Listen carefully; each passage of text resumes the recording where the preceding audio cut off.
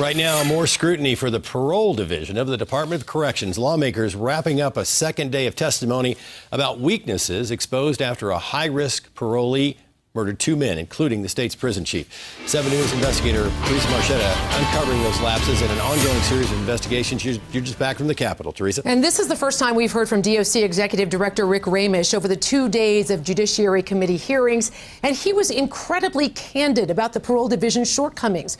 Ramish and Acting Parole Director Steve Hager facing hours of questioning from state legislators, drilling down on everything from the use of solitary confinement to the oversight of parole managers, a topic, by the way, Hager says he needs to do more research on.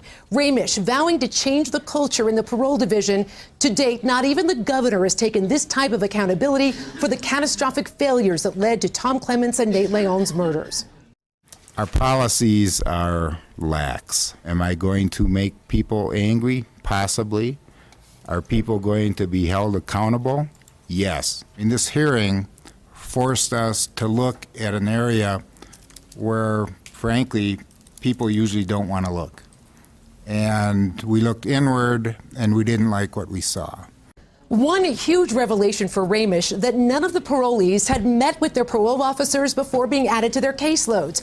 And in fact, weren't even required to report to those officers for 30 days. He says that's not acceptable, a priority among the many policies he set out to reform. I'll have much more from the hearings tonight when I anchor 7 News at 10. Live in the newsroom, I'm CALL7 investigator Theresa Marchetta.